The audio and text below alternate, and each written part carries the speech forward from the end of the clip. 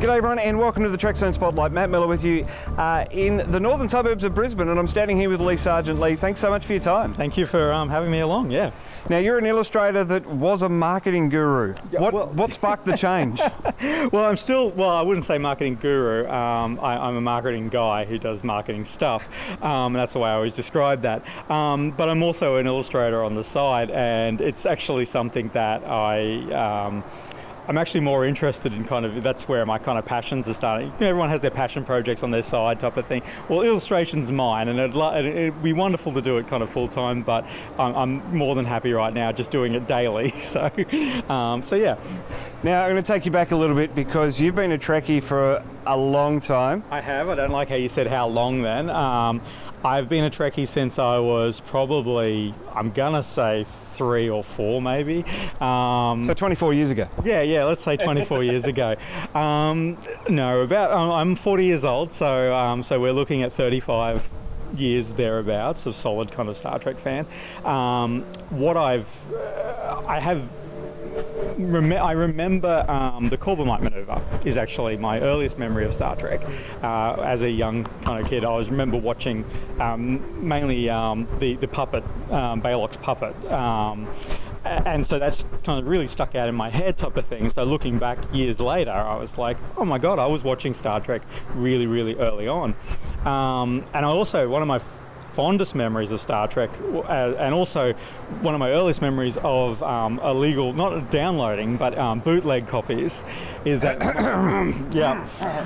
Wrath of Khan. My aunt, who used to visit the US a fair bit, got a bootleg copy of Star Trek II, The Wrath of Khan, and brought it back to Australia, and my parents were watching it with them, and I had to go to bed and wasn't allowed to watch it. But I always remember because it was the sequence with the ears. So I didn't quite see the slug going into the ear, but they must have known to send me to bed in time, so it didn't scar me for life. But so I had this kind of history of particularly my mother was very into science fiction. Possibly more Star Wars than Star Trek, so I don't know if I grew up to be a disappointment, I don't know. Although she certainly, she did kind of, she always loved kind of Star Trek and has grown to love Star Trek. And so, yeah, it's been with me all my life and got me through, periods of my life which weren't great. It's always been a constant there. So yeah, really, really passionate about it. So it's a topic that comes really easily. So, yeah. And it leads perfectly into something that you're doing here in 2018, Star Trek 365. That's right. It's not the first time you've done this, though. No, it's not. This is the second time that I've done it. Back in 2014, I took the first run at it. So, and what it is, it's doing a Star Trek drawing every day of the year. Well, publishing a new Star Trek illustration every day of the year. So what I do is, and originally back in 2014 it was mainly on Tumblr, every day a new Star Trek scribble would go up. And that was really an interesting experiment because it was one of those things where you get, after a couple of months, so we're 20 days into, when we're recording this, we're 20 days into the first month of the year, so I know that I've done 20 drawings. When you're at about 136, or when you're at 200, it's really exhausting, and you start stripping away your illustrative process of kind of anything that you add on top of your own personal kind of, I like this stylized kind of whatever type of thing. But once you're really exhausted, you really strip back to the raw bones of what your style is, and that's how back in 2014 that was the purpose of it, was to just smash myself with 365 drawings every day, not to give myself any time off, so that I could really develop and discover what my style was. So flash forward a couple of years, I did a bit of a challenge at the end of last year and it just felt like coming home, doing a Star Trek drawing every day. And so I'm like, you know what, I really should do this again this year. And so I made a decision about a month out that I would do it again. And so every day of this year, I'll be publishing a new Star Trek illustration, and it's fun seeing the journey from some of the drawings that were done back in 2014, I can't even look at them. And doing them this year, I'm hoping that they'll all be a little bit more polished.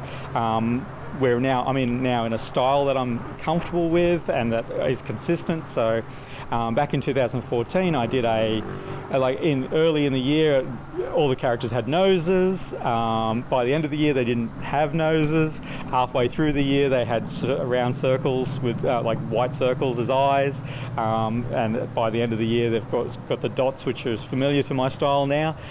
So that was really interesting to kind of go on that journey, and now to almost 2 or 3 years later, pick up that journey and revisit it and see kind of where I'm at today. So, as I said, you've changed career path into illustration. All of those sort of changes throughout the year, is that more discovering what your style is, or is it laziness? Yeah, no, it's more discovering the style. I think you've got to try things. As I said, this is it's one of those things where I'm. You pick stuff up. You're constantly, and I don't think anyone ever kind of gets to a stage. You look at someone like even Jack Kirby, his illustrations when he was younger compared to his older illustrations, and certainly a Jack Kirby illustration is a Jack Kirby illustration, but there'll be subtle differences that he's kind of honed over the years, and you constantly see stuff. Like particularly today, it's amazing. Like we have access to kind of so many I see so many indie creators right now who are just doing amazing work, and they're not just the popular stuff that gets shown, through comic books or whatever, or advertising, etc. You're actually getting to see someone who's, in their bedroom just drawing and have got a unique vision, and so you get to see all these things. And of course, as an illustrator or an artist, you were influenced by all these things, and so throughout the year I might kind of see a new different way of doing hairstyles, and go, like, I'm heavily influenced by manga illustrations, the Asian kind of style. I really love simplicity of that and stuff like that, and so every once in a while there might be a rush of blood to the head, and everyone gets a pointy chin or big hair, and you just refine it. You keep refining it until you get back to something which is just more true to yourself. And that's really where, that's kind of coming in. So I don't know if you're ever that comfortable to kind of step out of your comfort zone and say, well, you know what, I am I'm a marketing manager right now, and I'm reasonably good at it. And I enjoy it. And it pays bills and stuff like that, whereas the wonderful world of illustration does not seem to be the most secure job in the whole world. Lucrative. It doesn't seem to be the most lucrative job, and I'm not a starving artist, living with my parents or something like that. So I do have kind of bills to pay. So it's not a matter of it is a matter of it's hard. It's a hard question because it's kind of like having that confidence to back yourself, and I'm working on that as far as saying, and as I said, I'm 40 years old, so it's quite a life change to turn around and say, well, now I'd like to go into this creative kind of industry where there's a lot of young people with cutting edge. Like, I don't do things digitally. Everyone does stuff digitally, so, and it's, whether that's a differentiator for me or not, I think that's kind of interesting. But it's not laziness. It's not laziness is the answer to that question. It's just I think it's building on something and having that kind of dream to work towards, I guess. And I'm happy that even if it never came to pass, if I'm still a marketing manager, in 10 years time, I'd be perfectly fine with that as long as I'm still doing something on the side. So, yeah. Now, you were telling me off air about a story talking about the creative choices and stuff like that with the colour palette, and you'd drawn Dr. Bashir as with a white skin tone, with Caucasian, and there was some feedback to that. There was. It was interesting because the conversation we were having, we were talking about the response has been overwhelmingly positive, and my style of illustration, probably because it's a very scribble, kind of simplistic, I often will get, people will credit it and say, how, you can actually do a lot with just a couple of lines, and there is a talent in that. But it's a talent in making it look very simplistic. one of the byproducts of that is that you easily open yourself up to criticism as far as, well, none of my characters have noses. So, you know, yes, I understand that. And also, they don't look like that in real life. I get that. So what happens is, like, I work towards simplification. And one of the things is when I started colouring the illustrations, and originally whenever I used to do these, they were either, I used to just do them in black and white, stuff like that. And then I kind of branched out into watercolour paint. And I had a very simplistic model as far as, like, it always felt weird painting, drawing her hura and not acknowledging her skin colour, because I think that was such an important part of who she is as far as, you know, representative of the African Americans. And so it always felt weird to have her black and white and not her skin tone kind of there. So when I went into colours, it was great to start painting her as an African American with dark skin tones. But I was very simple with that. So I had, you know, you were either African American skin tone or you were Caucasian.